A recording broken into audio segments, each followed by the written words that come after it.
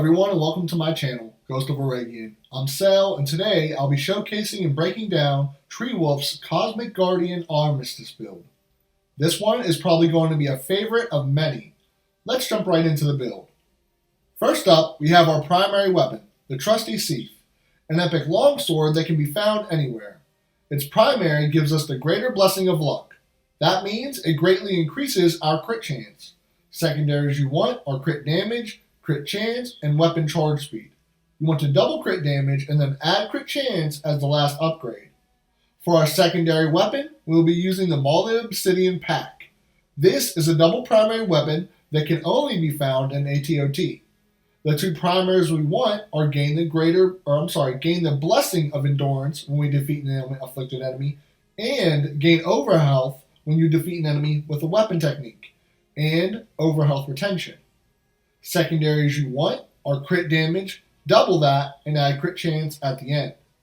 Below that is our charm, the Lion Talisman.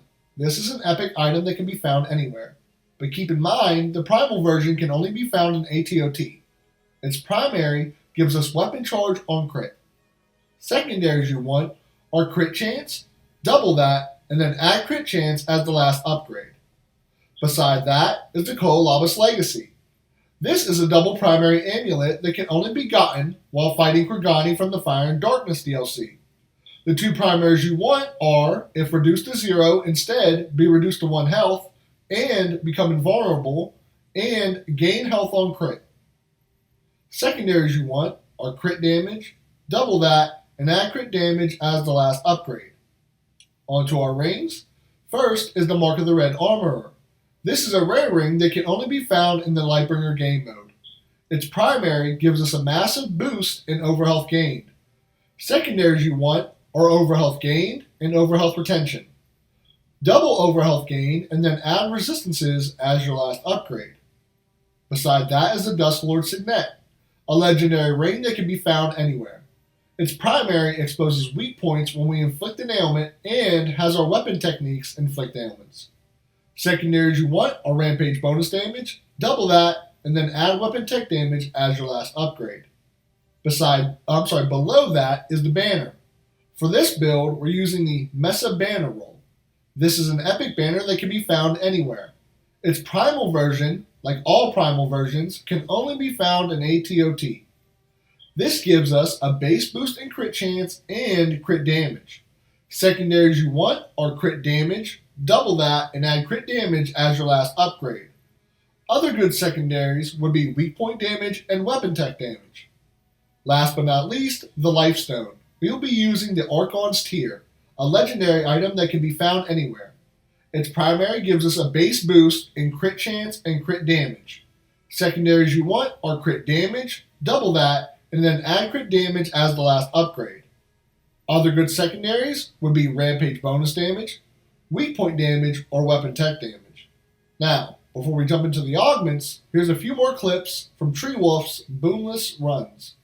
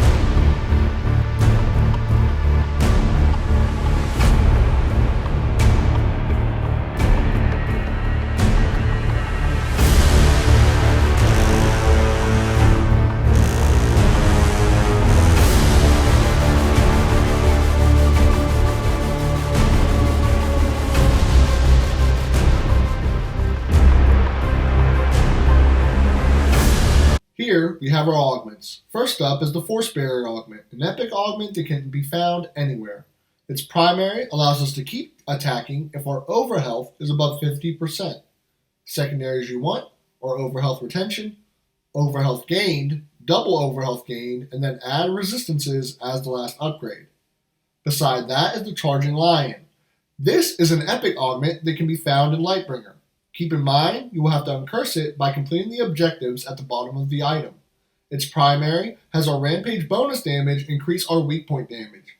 Secondaries you want are Rampage bonus damage, double that, and then add weapon tech damage as the last upgrade. Above that is Paradise, a rare augment that can be found anywhere. Keep in mind, primal versions of items can only be found in ATOT. This augment gives us weapon charge whenever we crit. Secondaries you want are Rampage bonus damage, double that, and again add weapon tech damage. Below that is Void Shell. This gives us overhealth when we crit, depending on how much might we have on adjacent augments. This means augments that are directly connected to this one. Secondaries you want are overhealth gained, double that, and add resistances as your last upgrade. Beside that is Fearless Wolf. This is an epic augment that can be found in Lightbringer game mode. This increases our Rampage bonus damage and Rampage charge speed if our physical resistance is below 45%. Secondaries again, you want our Rampage bonus damage to continue increasing our Charging Lion's primary, double that, and then add weapon tech damage as the last upgrade. Beside that is the Focus Augment, which can be found anywhere. Its primary gives us overhealth when we crit. Secondaries you want are again Rampage bonus damage, double that, and add weapon tech damage as the last upgrade. Weak point damage would also work if you don't have Rampage bonus damage, but Rampage bonus damage is preferred to keep getting damage out of our Charging Lion. Last but not least is Twilight Bloom. This is an epic augment that can be found anywhere. Its primary gives us a base boost in weapon tech damage. Secondaries again you want are Rampage bonus damage, weak point damage, or weapon tech damage. Now, let's jump on over into our skill tree. Here we have Tree Wolf's skill tree. He's fully spec'd into Weapon Technique, Soul Shatter, Vitality, Crit Chance, Crit Damage, Resistance, Spirit, Rampage, Ailments, Recovery, Weak Points, all stats, takedowns, and he has a few strays here and there. 1 in shield attacks, 1 in shield throw, 1 in finesse, and also he has 4 in resistance, not 5. He also has 1 and 2 polarity attacks. Well, that's all for this build. Thank you all so much for watching. This build by Tree Wolf truly does deal out some incredible damage and can survive in Boomless 30, both solo and scaled to 3. I'm still working on those guides and more builds to come in the very near future. Thank you again for all the support and happy holidays. Until next time, take care.